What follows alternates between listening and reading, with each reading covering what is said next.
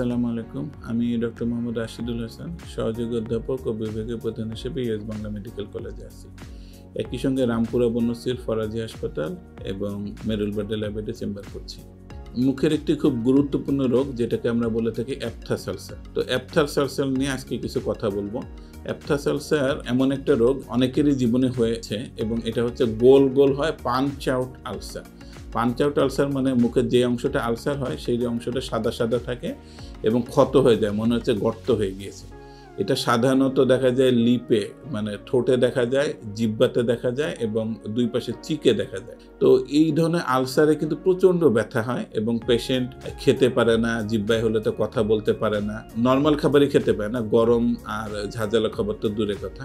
তো অ্যাপথাস আলসারের কারণ এখন পর্যন্ত বলা যায় অজানা, বেশিরভাগ ক্ষেত্রে অজানা, তবে কিছু কিছু কারণ পাওয়া গেছে। তো কারণের মধ্যে সবথেকে প্রধান কারণ হচ্ছে স্ট্রেস। বিভিন্ন টাইপের মানুষদের কিন্তু ওই যে যাদের পরীক্ষা থাকে, এমনকি আমাদের কাছে কয়েকদিন আগে বাচ্চাও এসেছে যে হলো ম্যাট্রিক পরীক্ষার সামনে অনেকগুলো অ্যাপথাস আলসার হয়ে গেছে, আবার পরীক্ষা শেষে অ্যাপথাস আলসার সেরে গেছে। তো এরকম স্ট্রেস, সব ধরনের দুশ্চিন্তার কারণে, ঘুম না হওয়ার কারণে এরকম অ্যাপথাস আলসার হয়। কোনো ফিমেলের ক্ষেত্রে তাদের যখন মেনস্ট্রুয়েশন বা মাসিক শুরু হয় তাদের তখন অ্যাপথাস আলসার হয়ে থাকে। যদিও আমাদের দেশে এটা আমরা সাধারণত করি না, উন্নত বিশ্বে পরীক্ষা নিরীক্ষা করে দেখা যায় বিভিন্ন ধরনের ভিটামিন, বিশেষ করে আয়রন, ভিটামিন B12 এগুলা কম পাওয়ার কারণেও কিন্তু সেসব পেশেন্টের অ্যাপথাস আলসার অনেকের হয়েছে। অ্যাপথাস আলসার নিজে একটা রোগ, এছাড়া কোনো রোগের সঙ্গে এটা সহযোগী হিসেবে থাকতে পারে। যেমন এক ধরনের রোগ আছে যেটাকে আমরা বলি বেচেটস ডিজিজ, একটা ক্রোনস ডিজিজ, সিলিয়াক ডিজিজ। এইসব ডিজিজের শরীরের অন্যান্য রোগের সঙ্গে মুখে এরকম ক্ষত হতে পারে।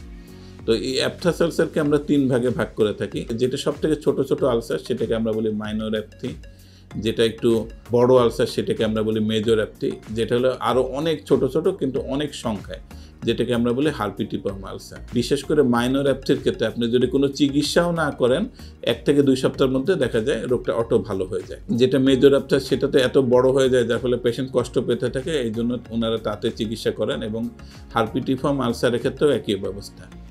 এবং অ্যাপথাস আলসারের ক্ষেত্রে 2টা ভাগ আছে। কারো ক্ষেত্রে দেখা যাচ্ছে একবার হলো, জীবনে 2বার হলো, বা 10 বছর পর একবার হলো। এবং কারো ক্ষেত্রে দেখা যায় প্রত্যেক মাসে বা 2 মাস পর হচ্ছে, যেটাকে আমরা বলি রিকারেন্ট অ্যাপথাস আলসার। তো রিকারেন্ট অ্যাপথাস আলসার কিন্তু সবথেকে বেশি দুশ্চিন্তার বিষয়, কেননা প্রত্যেক মাসে 2বার হলে নিয়মিত লাগানো ওষুধ ব্যবহার করতে হয় বা অনেক সময় এখানে খাওয়ার ওষুধও দিতে হয়। তো এই ক্ষেত্রে আমি রোগীদেরকে কয়েকটা জিনিস বলবো। একটা হচ্ছে আপনারা মেডিকেটেড টুথপেস্ট ব্যবহার করবেন। যেটা আমাদের নর্মাল টুথপেস্ট আছে সেখানে সোডিয়াম লরেট সালফেট থাকে, কিন্তু মেডিকেটেড টুথপেস্টে এই সোডিয়াম লরেট সালফেট থাকে না। অনেকেই বলে যে সোডিয়াম লরেট সালফেটটা হচ্ছে এক ধরনের অ্যালার্জিক রিয়াকশন করে, এটা থেকে কিন্তু অ্যাপথাস আলসার হতে পারে। 2 নম্বর হচ্ছে আপনারা মাউথ ওয়াশ ব্যবহার করবেন নিয়মিত। মাউথ ওয়াশ ব্যবহার করলে বিভিন্ন ধরনের জীবাণুমুক্ত থাকবেন এবং এটা থেকে অ্যাপথাস আলসার অনেকটাই আরাম পাওয়া যায়। যখন পেশেন্টের অ্যাপথাস আলসার হয়ে যাবে তখন আমরা তাদেরকে বলি যে গরম খাবার এবং ঝাঁঝালো খাবার যেন না খাওয়া, কারণ একে তো গর্ত আলসার হয়ে গেছে, এর মধ্যে যদি আবার ঝাঁঝালো খাবার বা গরম খাবার প্রবেশ করে আরও বেশি কষ্ট পাবেন। এবং এই ধরনের পেশেন্টদের ক্ষেত্রে দুশ্চিন্তা দূর করতে হবে, সঠিক সময়ে পর্যাপ্ত পরিমাণ ঘুম দিতে হবে, এটা একটা গুরুত্বপূর্ণ ব্যাপার। তারপর ডক্টরের কাছে গেলে অনেক সময় আমরা দেখা যায় বিভিন্ন ধরনের ভিটামিন দিয়ে থাকি, যেটা আপনার বাসায় খেতে পারেন। এবং অনেক সময় অবস্থা বুঝে বিভিন্ন ধরনের স্টেরয়েড বা ক্যালসিনিউরিন ইনহিবিটর লাগানো ক্রিম দেওয়া হতে পারে। অনেকের ক্ষেত্রে রোগ মারাত্মক পর্যায়ে হলে বিভিন্ন ধরনের ডিজিজ মডিফাইং ড্রাগ এবং এমনকি অ্যান্টিবায়োটিকও দেওয়া হতে পারে। তো এটা হচ্ছে অ্যাপথাস আলসার অল অ্যাবাউট। কিন্তু আপনাদের ক্ষেত্রে বা দর্শকের ক্ষেত্রে বা আমাদের সবার ক্ষেত্রে যেটা সবথেকে জানা প্রয়োজন, স্ট্রেস ফ্রি লাইফ লিড করা এবং ওভারঅল হাইজিন মেনটেন করা এবং ক্ষতিকর এবং অ্যাগ্রেসিভ বা করোসিভ জিনিস ব্যবহার করা থেকে দূরে থাকা। ধন্যবাদ সবাইকে।